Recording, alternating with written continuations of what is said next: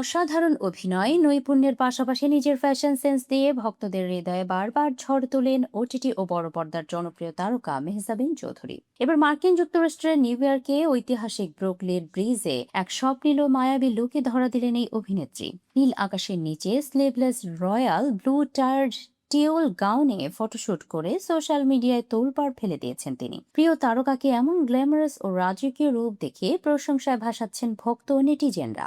ভালোবাসায় ভরা কমেন্ট বক্সে কেউ কেউ তো তাকে সোজা নীলপরি বলেও আখ্যা দিয়েছেন। কিন্তু কেন হঠাৎ এমন লুক, এর পেছনে লুকানো গল্পটা কি? এই চোখ ধাঁধানো ছবিগুলো শেয়ার করে মেহজাবিন ক্যাপশনে লিখেছেন, বিকজ কাল হো না হো।